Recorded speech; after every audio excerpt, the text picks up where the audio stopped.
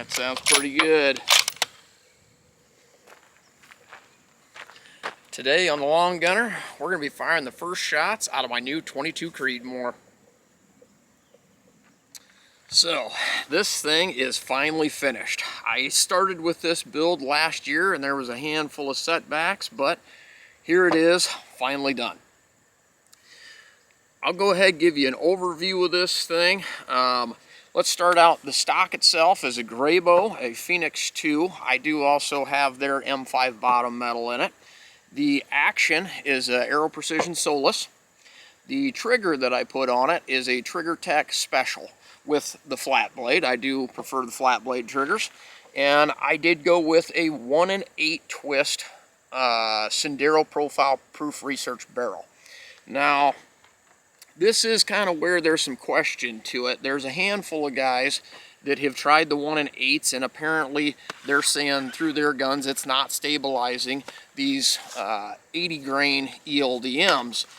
But when you look at some of the original ones that were made, the people that manufactured it, they say run a 1 8. So today on these first shots, we're going to go ahead and try out some of this factory ammo, see if this barrel does stabilize this. This is, like I said, a 24-inch Sendero profile with a 1 8 twist. For right now, I've got a Razor Gen 2 sitting on here. I have a Rico Gen 2 RH50R sitting inside. That's what will sit on this, but for testing for accuracy, and if these don't work, if I've got to go to reloading, then we'll do all the reloading with this on here, and then we'll put that thermal on there, and hopefully get to work shooting some coyotes and some raccoons with it. Well, hopefully we land on paper. I just did a quick sight down the bore earlier when I put the scope on, and it looked like it was actually centered up pretty good right off the bat. So let's see if we can make one land on paper.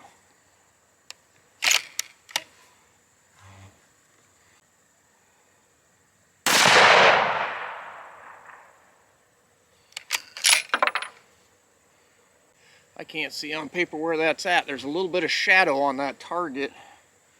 I don't know if that one is a bullet hole or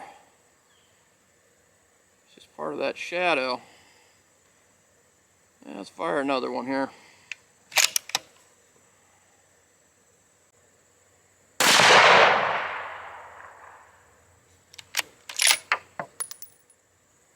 Now let's go down and take a look.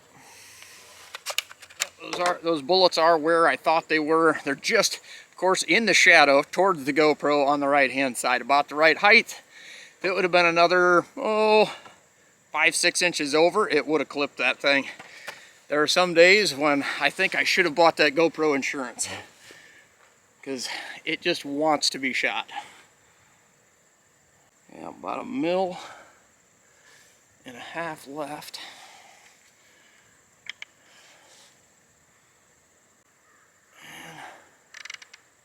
About 9/10 up.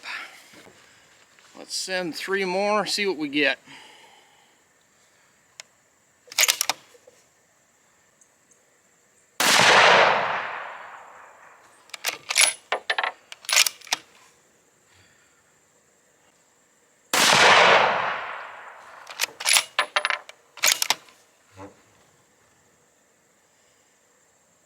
I think those two are touching.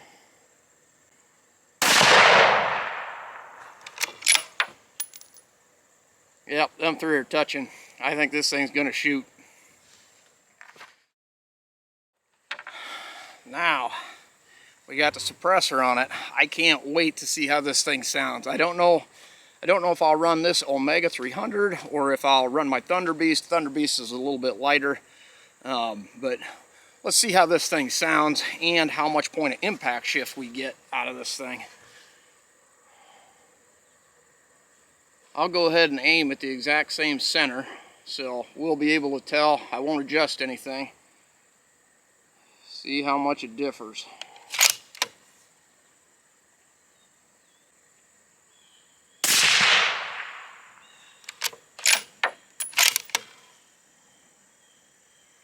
That sounded pretty nice. Wonder with the Nomad L I wonder with a Nomad L how quiet this thing would be, but that would make it quite long. It's looking like so far that's about 1 inch maybe a little bit more.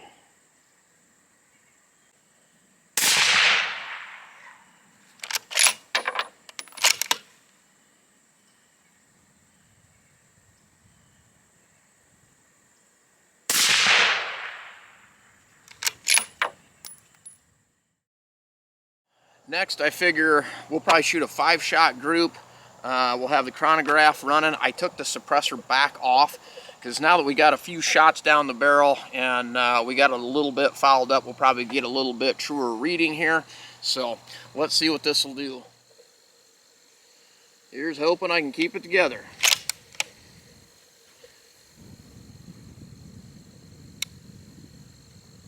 Go ahead and aim at the left side of that diamond, the center diamond.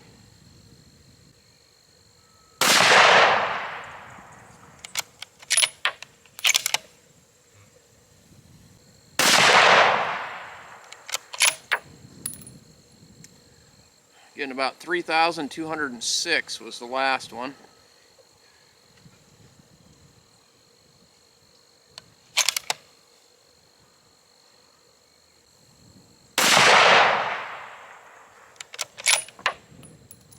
$3,217.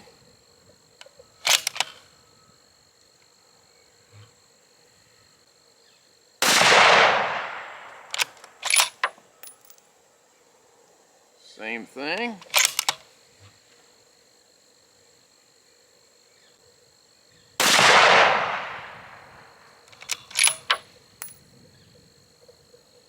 That's not a bad 5-shot group.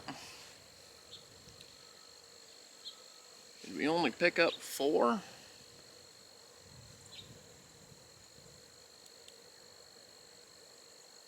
Yeah, we only picked up 4. At that, the SD was 17. The ES was 33. So, I mean, not super great, but it is factory ammunition. The average was 32.21.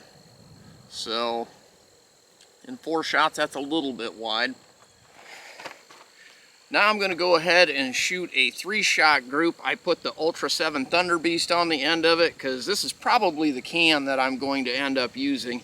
The rifle with this scope and with the Atlas Cal bipod, it weighs just over 13 pounds. So that's no suppressor. So that's the lighter weight one. With this heavy old tank of a scope on here, when I take this off, the thermal is actually going to be lighter, and I probably won't run the Cal on there because I'll be shooting off a tripod for most of my coyote hunting. But we'll lighten this thing up significantly. But I want to see if there's any difference in point of impact shift with the Thunderbeast on compared to I had the Omega on there. So this will probably be the one that I use if it agrees with it. I'm going to go ahead and shoot at the top of the diamond. We'll just do 3 shots.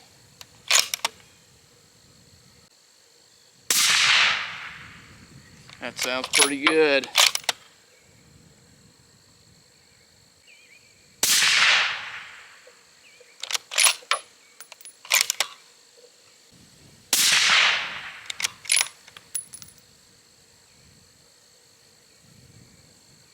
It didn't like that group-wise though. Well, let's take that one off. It's not slipping over the end of the muzzle, is it?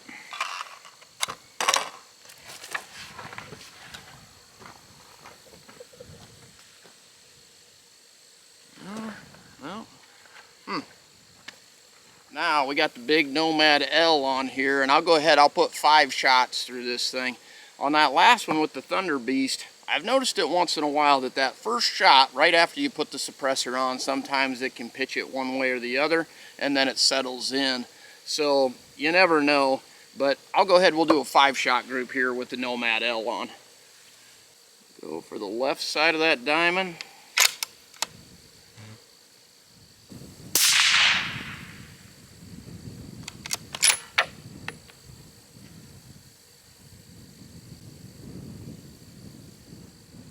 Well, I didn't pick up that.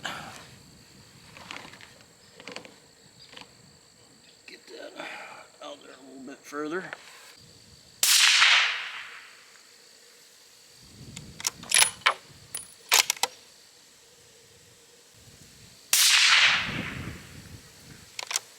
Boy, this is sounding really good with that big can on there.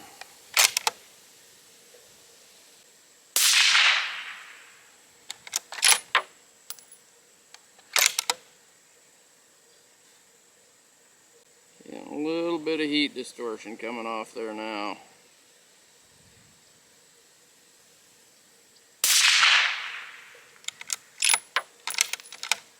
That's fine. No valid tracking. Oh, it ain't picking up very many of those. Let's see where we're at. SD of 14, ES 36. Average is 32.28.